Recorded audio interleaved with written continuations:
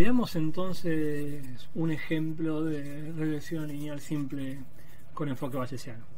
Vamos a tomar un ejemplo sacado de que se utiliza también en el apunte de María Eugenia Ferreter sobre regresión. Vamos a hacer un ejemplo bien sencillo, son 100 observaciones, y vamos a relacionar en este caso a la variable el perímetro cefálico, o sea, la circunferencia de la cabeza de bebés nacidos con bajo peso. Esa va a ser nuestra target, nuestra variable Y, con nuestra predictora que va a ser la variable edad gestacional en semanas.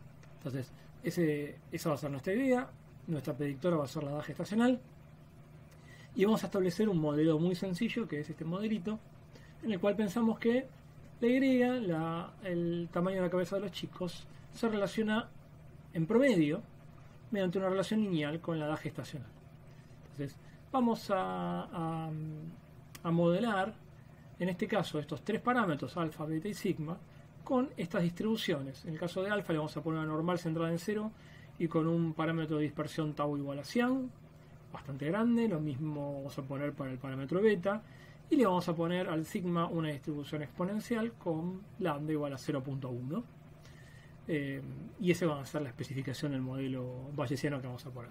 Entonces vamos a ir al R y vamos a primero a ver con qué librerías vamos a trabajar. La librería más importante que vamos a trabajar, bueno, yo siempre uso tidyverse y ggplot2 para trabajar los datos y graficarlos, pero salvo esas librerías nos vamos a concentrar en el uso de la librería rstan y algún comentario sobre esta librería. La librería rstan es una implementación, un conector para R, hay otro equivalente para Python, con una librería creada en C++, que es la librería stan, que es una librería especializada en cálculos de estadística, modelado bayesiano mediante Monte Carlo Markov Chain. Esta librería es tremendamente poderosa y es muy veloz y muy eficiente, y en particular la implementación que está hecha para R es súper interesante porque viene con un montón de funcionalidades que ahora las vamos a hablar de a poco. Esto es un comentario muy superficial sobre qué vamos a usar.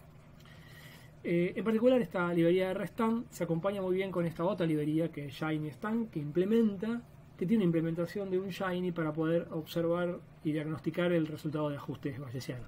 Lo vamos a ver.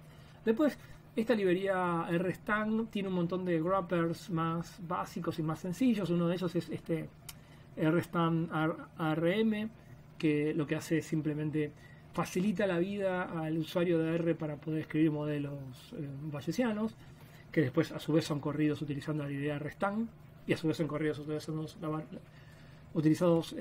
la librería stan. Y después hay otros wrappers más sencillos, como por ejemplo el que se utiliza para el libro de Statistical Rethinking. Pero me parece que lo ideal es, tengo ganas de mostrar realmente cómo funciona la librería stan, entonces es un poco más arduo, pero creo que se gana mucho en potencialidad. Así que vamos a ver un poco cómo trabajar directamente con la librería stan a través de R. Entonces, vamos a utilizar estos datos muy sencillitos. Son datos que, si les echamos una mirada, son simplemente 100 observaciones. Tenemos varias variables antropométricas medidas a estos bebés, pero nosotros nos vamos a concentrar en estas dos variables de interés, que es la variable a ser predicha, que es la circunferencia de la cabeza, el perímetro cefálico, y la predictora, que va a ser la edad gestacional, que si miramos bien los datos nos vamos a dar cuenta que tiene claramente una relación creciente y lineal. Así que vamos a hacerle la vida muy fácil a nuestro modelito, porque parece ser que los datos la relación que manifiestan es realmente lineal. Entonces lo que vamos a hacer es modelar estos datos. Vamos a empezar con el modelo frecuentista, con el enfoque frecuentista, modelo lineal frecuentista, ver los resultados, y después vamos a hacer lo mismo con el enfoque bayesiano. Vamos a analizar en profundidad el enfoque bayesiano y después vamos a comparar los dos resultados y vamos a tratar de sacar algunas conclusiones sobre sus similitudes y diferencias, y qué se gana y qué se pierde. Esa es un poco la idea.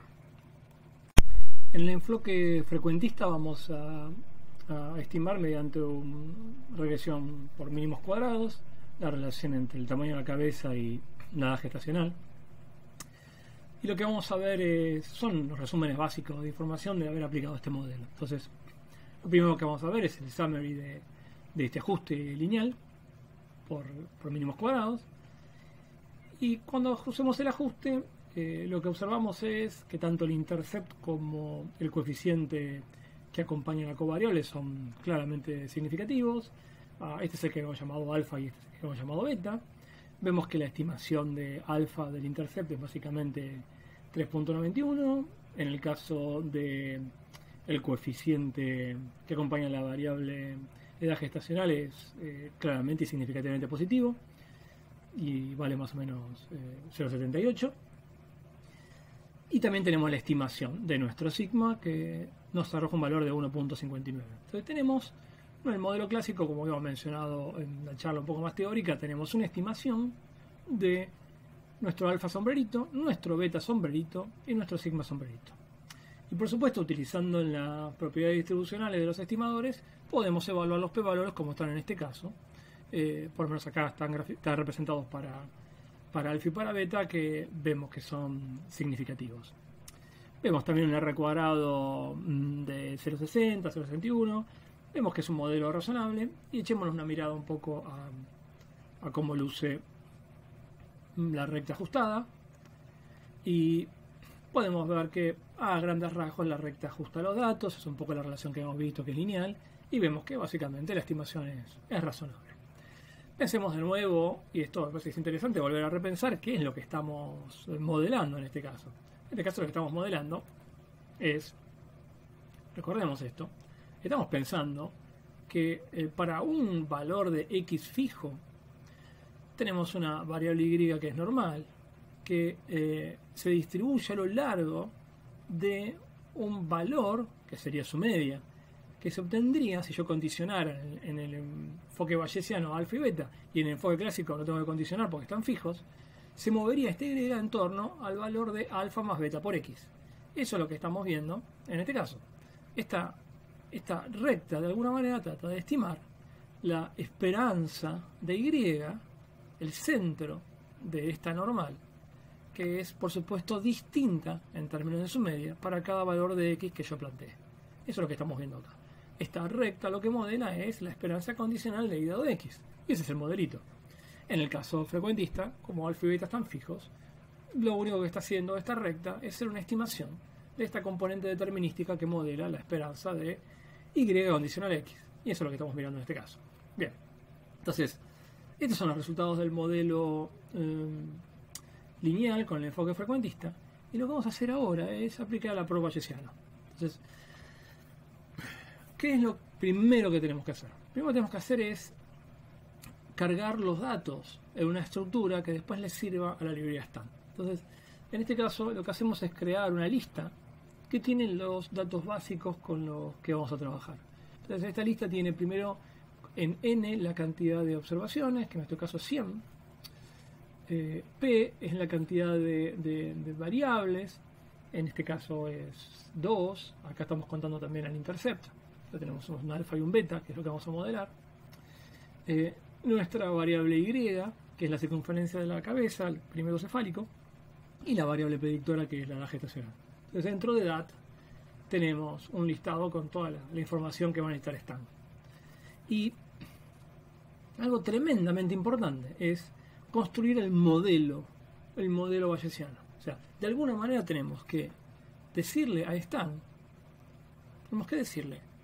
cómo vamos a modelar a los parámetros de la regresión. Tenemos que indicarle cuáles van a ser las distribuciones, por un lado, las distribuciones a priori de los parámetros, y cuál va a ser el modelo, la likelihood, que va a relacionar a las observaciones y y x con estos parámetros. Entonces, tenemos que poder indicarle esta modelización a la librería Stan. ¿Cómo se hace esto? Bueno, lo ideal es generar un archivo por separado. El RStudio ya trabaja naturalmente con este tipo de archivos y genera un archivo que es .stan, en el que como mínimo este archivo de Stan es un archivo de texto que tiene como mínimo que contener 3 tipos de información. la información donde se le indican los datos con los que se trabajan, la información de los parámetros y la información del modelo. Entonces, en este caso, ¿cuáles son los datos? Los datos son indicarle que tenemos n observaciones, indicarle que tenemos básicamente dos vectores de observaciones, el vector de la predictora que es x y el vector de la variable a predecir que es y. ¿Cuáles son nuestros parámetros? Recordemos nuestros parámetros. Nuestros parámetros son tres parámetros, alfa, beta y sigma. Eso es lo que indicamos en el modelo Stan. Aquí le decimos, mira, tenemos un parámetro alfa real, un parámetro beta real y un parámetro sigma que también es real, pero que está acotado en 0, dado que sigma es un parámetro que va a modelar la varianza, mejor dicho, el desvío de la distribución normal, por lo cual tiene que ser un parámetro positivo.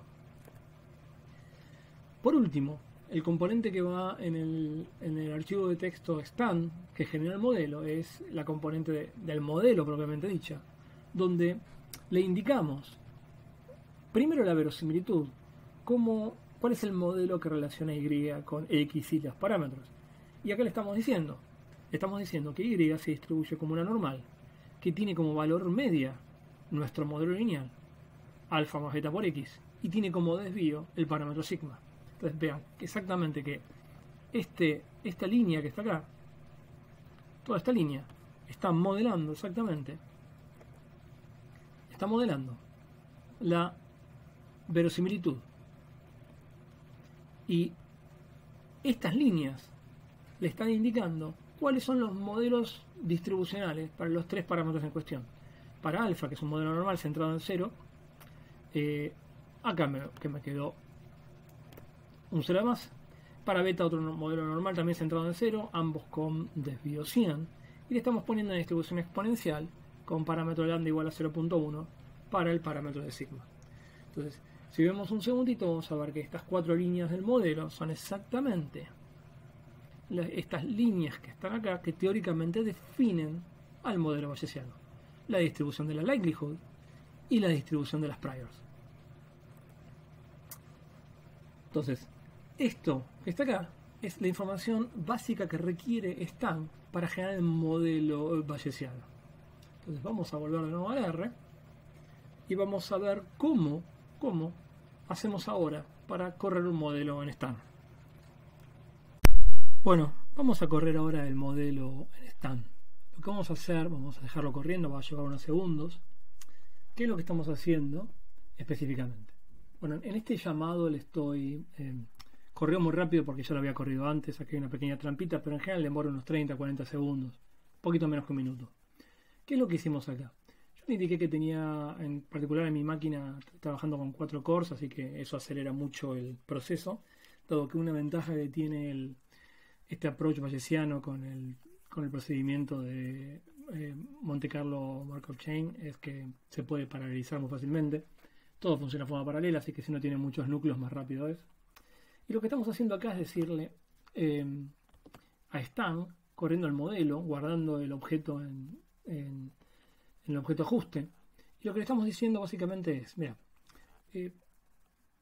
entrená el siguiente modelo en Stan Code. Fíjense que lo que estoy haciendo es cargarle el archivo que les mostré previamente, en el cual defino los datos, los parámetros y el modelo. Eso es lo primero que le estoy pasando a la función Stan. Lo primero que recibe la función Stan es básicamente el código Stan, que es el que le dice cómo son los datos, cuáles son los parámetros y cuál es el modelo que vincula todo.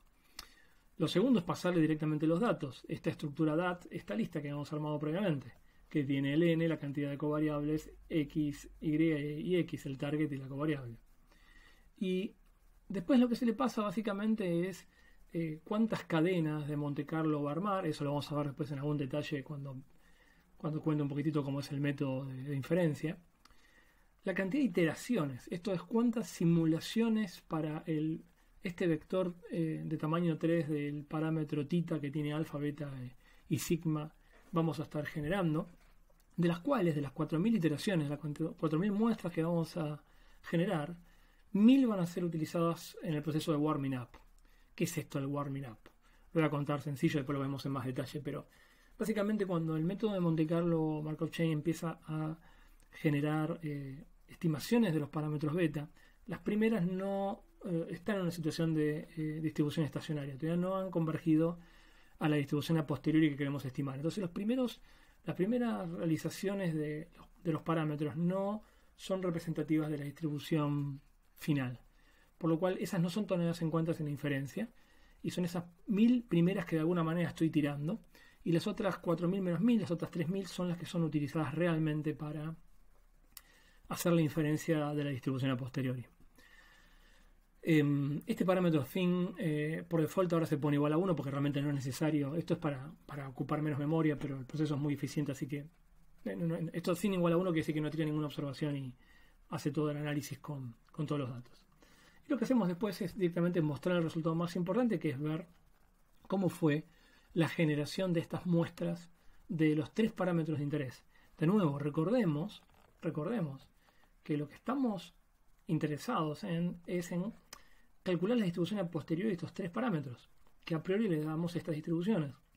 Pero lo que queremos reconstruir es estas distribuciones a posteriori, que vienen de haber aplicado la distribución a priori y haber actualizado por la verosimilitud. Entonces, lo que queremos es, no vamos a poder calcular analíticamente esta distribución a posteriori de estos 3 parámetros, pero sí vamos a poder generar, en este caso, 3000 realizaciones por simulación. 3000 es 4000 menos 1000, porque elimino los del warming up.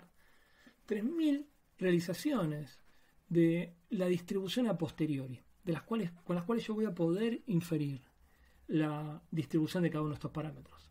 Y esto es lo que podemos ver en este gráfico. Este es el resultado más importante del procedimiento bayesiano. Lo que estamos viendo acá es, conforme pasa el tiempo, de estas 4000 iteraciones que yo les pedí al proceso de Monte Carlo Markov Chain, en grisecito se ve las primeras 1000 observaciones, que son las de entrada en calor. La diferencia se va a hacer con las 3000 que no están sombreadas. Y lo que podemos ver es cómo son los valores generados para los 3 parámetros, para el alfa, para el beta y para el sigma. Entonces, si miramos atentamente, vamos a ver que rápidamente el proceso encontró la distribución estacionaria en los 3 parámetros, que es la distribución estacionaria, la distribución en la cual el proceso se vuelve estable. Y vemos que en el caso del alfa, este es el alfa, el proceso se vuelve estable más o menos alrededor del valor 4. En el beta, el proceso se vuelve estable más o menos alrededor de un valor cercano a 0,75 por ahí. Y en el caso del sigma, el desvío se vuelve estable en un valor un poquito menor que 1, entre 1,5 y 2. De estas realizaciones, uno va a poder estimar las distribuciones. Entonces, lo que es importante entender es que, así como en el proceso frecuentista, vamos a ir para arriba a ver cuál era el resultado de R de haber aplicado el modelo de estimación frecuentista, yo obtenía un valor de realización del estimador. O sea, yo aplicaba los datos a mi estimador y obtenía un único número, una estimación del intercept, del alfa, una estimación del beta y una estimación del parámetro de variabilidad, del sigma. O sea, las 3 estimaciones puntuales de los 3 parámetros que supuse fijo. En el approach bayesiano, donde estamos suponiendo que en el fondo estos parámetros son variables aleatorias, a posteriori lo que yo tengo que reconstruir es una distribución. Lo que estamos viendo en este caso, cuando aplicamos el proceso de inferencia bayesiano, es una muestra, podemos considerarlo así, una muestra de las 3 distribuciones de los 3 parámetros de interés, del alfa, del beta y del sigma. Esto que estamos mirando, en particular, no lo sombreado, lo grisecito, sino lo que está en blanco, una vez que el proceso se estabilizó, es una muestra representativa de la distribución posterior de cada uno de estos parámetros. Y es a partir de esta muestra, de esta realización numérica de observaciones que vienen de la posterior o de algo muy parecido a la posterior, es a partir de esto que nosotros vamos a hacer todo el análisis bayesiano para poder obtener conclusiones acerca de los parámetros que nos permiten entender la relación entre y x para nuestro modelo que relacionaba al tamaño de la cabeza de los chicos con la edad gestacional. Veamos ahora el resultado de esta inferencia.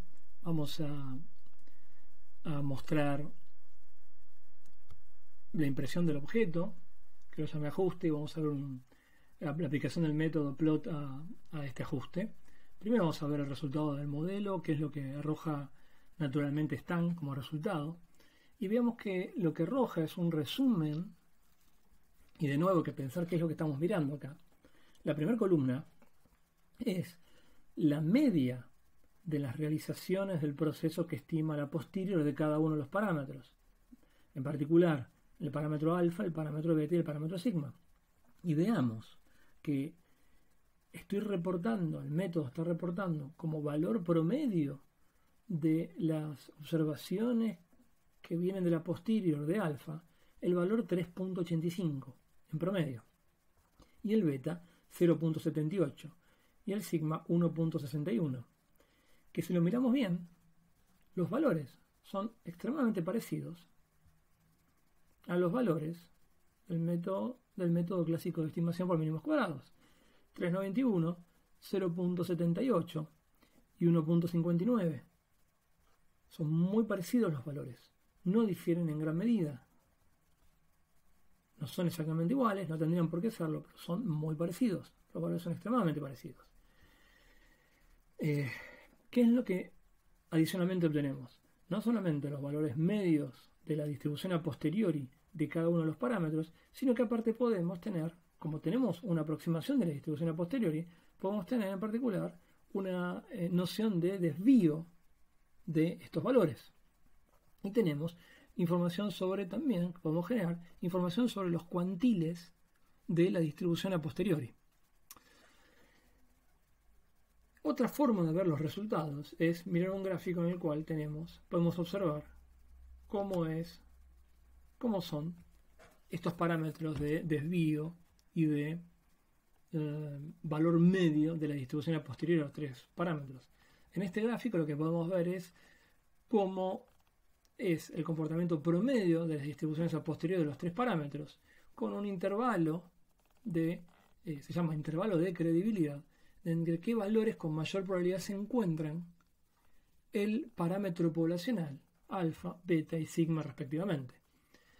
Creo que la mejor manera de entender qué es lo que está haciendo Stan, cuál es el resultado fundamental de Stan en este ejemplo en particular, es observar directamente las realizaciones del sampler del Monte Carlo Markov Chain, y así que armé a propósito un data frame con el resultado.